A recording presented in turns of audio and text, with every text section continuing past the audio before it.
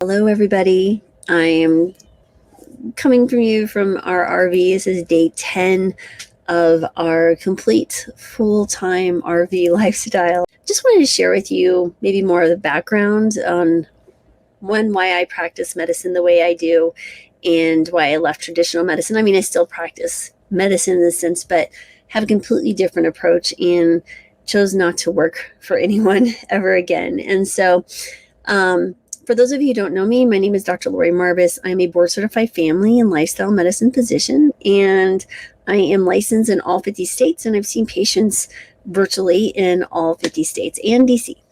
And so I guess it really helped to know what was my intention with this video.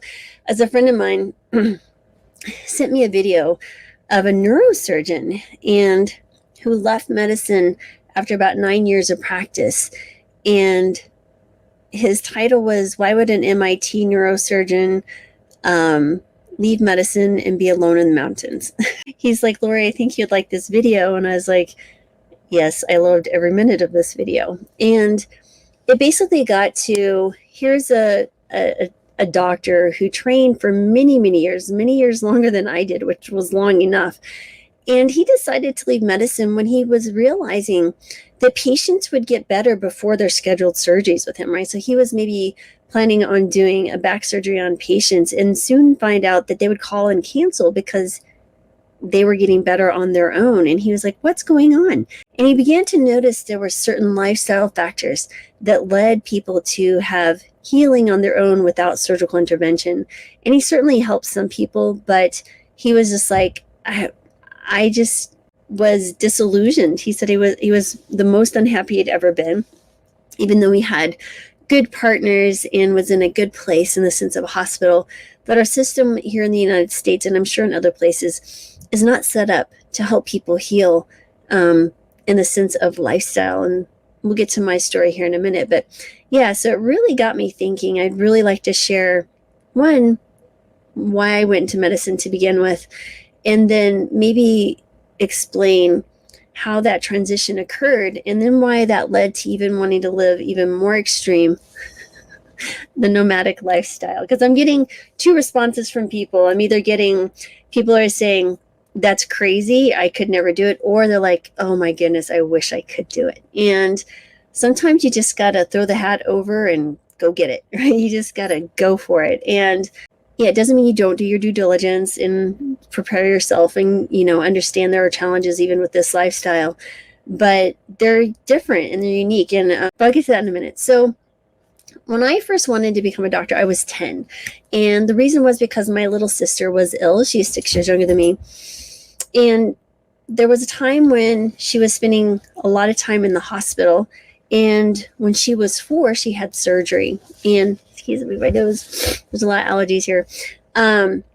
When she had surgery, she suddenly became very different. She had energy and felt good.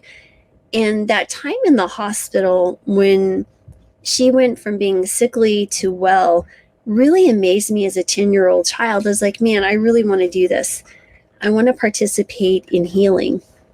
If you hear thunder and rain, this is what it sounds like in an RV. So it might get a little loud, so I apologize in advance. You can't nature's on its own cycle. So with that, I just really wanted to become a doctor since I was 10 years old. Like, there was no changing that. Initially, I thought I wanted to become a pediatrician, but I had an experience through medical school that really led me down family medicine.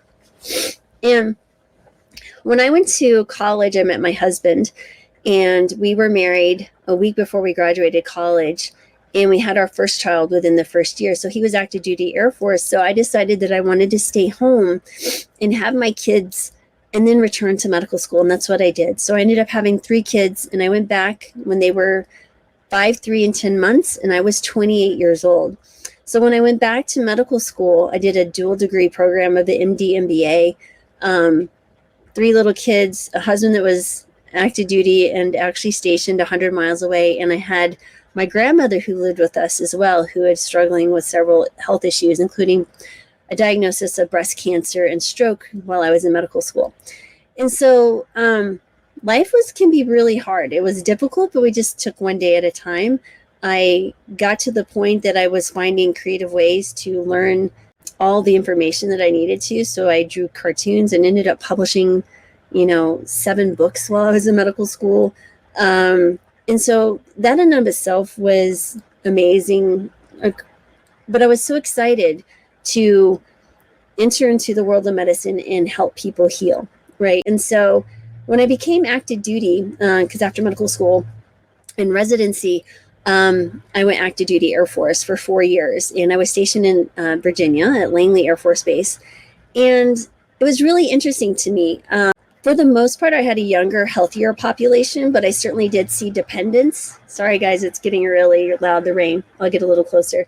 But that was really interesting for me, was that there was still illness, but it was still medications. But if we didn't get people well, if they didn't exercise, if they didn't lose weight, they would get kicked out of the military. And that was really disheartening to me. And I hadn't quite discovered lifestyle medicine yet. And so I left. When I got out of the Air Force, I was still in this kind of phase of like, okay, now I'm going to be dealing with a sicker population. I can help them more.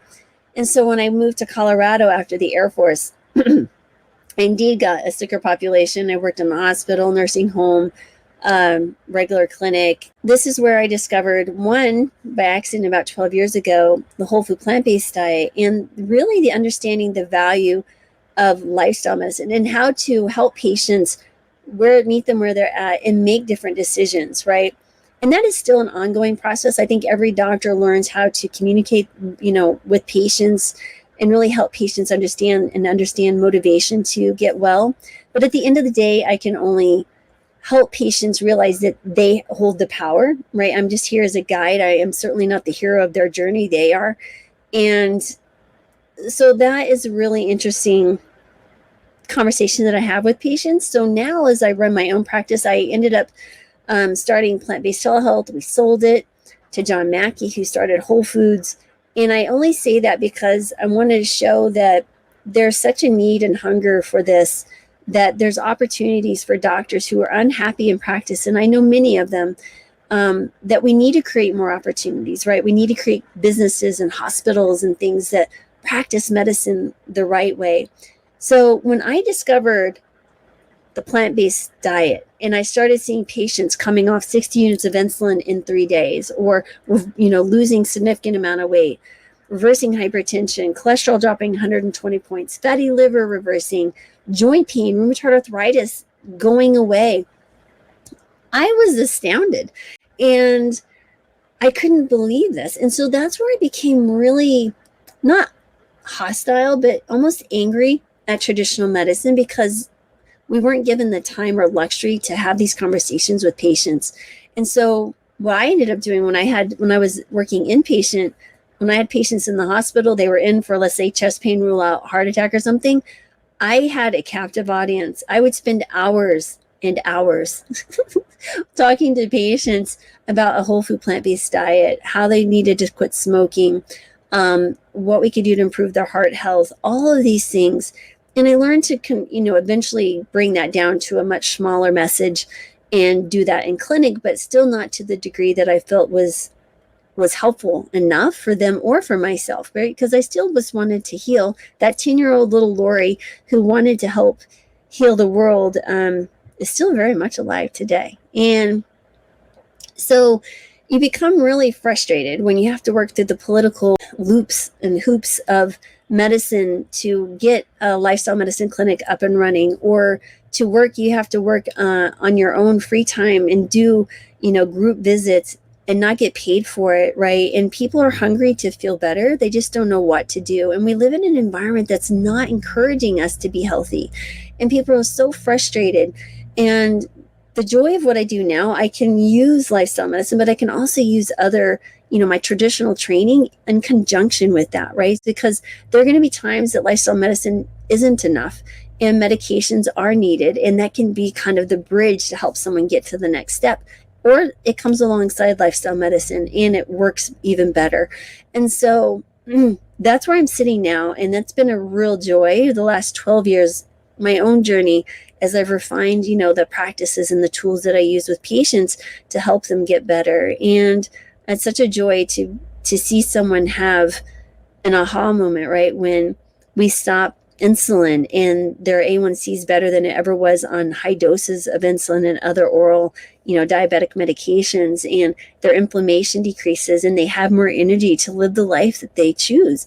That is how doctors should be trained. That should be the foundation, right? And so in the sense of leaving traditional medicine, that's where I can never work for anyone else again, because I need to live up to the ethics of my own heart that says I need to help patients and help them in a way that they can sustain health for the long term. And it's funny, when I make recommendations for patients, they're like, listen, I only telling you this because I want, at the end of the day, I need to sleep. Because if I have something on my head that if I haven't been the moral, ethical person that I know I need to be, or if I withhold something from you, including medicines or lifestyle, I don't sleep well. So I tell them in a teasing way, it's like, I got to get good sleep. So you're going to have to hear me out.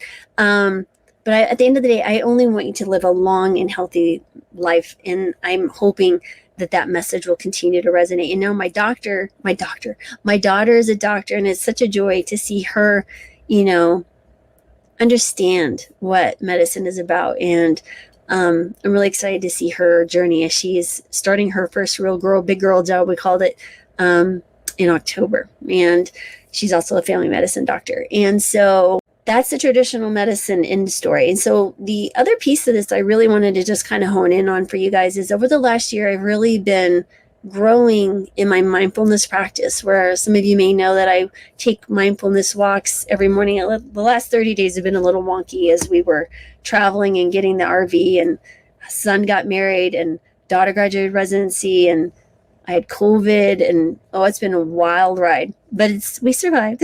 And putting our house on the market in California, all of that was in about 21-day period. So why did we choose to embrace the RV lifestyle? And I think I kind of hinted at this to some other videos. Was one, we are used to moving a lot, being military, both of us prior active duty, but two is just, I don't know, it's like my heart is, I just feel being closer to nature has been such a joy, and it just helps me understand that I need to pull away from the grind and living in the dealing with a home or a house that requires upkeep and a mortgage and an HOA. We just didn't have it in us to keep it up. And we want to go and see places. So we're living more minimally. I do have some things here that were in our car that we left with our son in Denver that now we're pulling into the RV. And honestly, it's highly stressful because we've been living for 10 days, 2 weeks with nothing but that was in our little suitcase. And I'm like, do I really need all this stuff? And of course, there's some things that we're going to need. Like my Vitamix is coming out of that box and it will be used every day. My favorite pillow is definitely, there's some things, but we also have a storage unit in California that we're going to be downsizing and getting rid of a ton of stuff. The only things I think we're going to keep are important documents, photos, and that's really it. As I've gone through this mindfulness journey and spiritually growing, I just don't have that attachment to things anymore. And things cause me stress. Things cause more money. Things cause, I don't know. Why? Of course we have this RV, but it's our place to lay our head. And it has a little kitchen, it has our bathroom. That's all we need. We have a little dinette, little area thingy here. And we have our dog, we have our Daisy, and she's loving being closer to her humans. But honestly, I just know there's going to be challenges, of course. But I'm looking forward to the adventures in nature and just, sharing that with you guys and understanding that there's still growth in my journey. And, my husband says, we'll keep doing it till as long as it's fun. I know there will be days that it won't be fun, but it's all a perspective. So, like I think I shared as well, I think our second day in. So in an RV, for those of you who have not done the RV thing and you have your own toilet, there is a black tank that holds your stuff. And then you have the gray tank for your dishes and different things, showers. And then you have your freshwater tank. Well, you have to manage that. You have to relieve the sewer line. You have to do the gray water. And so what's interesting about that is, there was a cap that we hadn't pulled off and we couldn't figure out why it wasn't draining. We're like, oh no, it's blocked. And I was like, we didn't remove the cap. So here we are having to remove the cap and the sewage, try to contain the splash as much as possible. But what we learned here, that is just, one of those challenges. But what we found is that humor. So if you're in a stressful situation, using humor to decrease your stress is so, so important. And so that's where we'll come, right? It's a perspective. And perspective allows you to have less stress because you will create your own stress. At least that's been my experience. When I have a perspective of things are not going right, well, what if I look at this as an opportunity instead? And the more I remind myself of that, the better life gets. And the less stuff I have, the more opportunity I have to not have to worry about things and see things. Honestly, if I could just live out of a backpack and not worry about other stuff. And honestly, if there was like little, I don't know, what do they call them when you're traveling and young kids stay there? I honestly, a hostel, that's what it was. I would do that. I don't care to compete with the Joneses. I really don't. I don't have that in me at all. I really don't. And so anyway, that's where we are. And I don't know, we may end up someday deciding to buy a more permanent place. But as of right now, I don't know when that'll be. So yeah, so hang in there, guys. And, think about your own life. What is it that you're holding on to that maybe you need to let go? And once you do let it go, maybe you'll get a lot less stress, right? I know we have an offer pending on our home. And so honestly, the moment that's paper signed, I'm just like going to go like, yes. And we have some other property that we may be selling as well. I don't know about that yet. But yeah, it's just things. All that matters, honestly, in my opinion, is your spiritual journey and your loved ones and your dog or your cat or whatever animals in your life, your loved ones, because it's brief. Our life is brief. How do we help others while we're here? And we shouldn't have to live to a system that's broken, and because that broken system breaks other people. So anyway, that's mine. I know I've gone on too long and it's starting to rain even more here. So I hope you find that helpful, and you guys have a good rest of your day. And as always, I'm sending you gratitude, love, and joy and healing. And we all need more of that in this world. So thanks everyone for spending time with me as always, and have a wonderful, lovely rest of your weekend.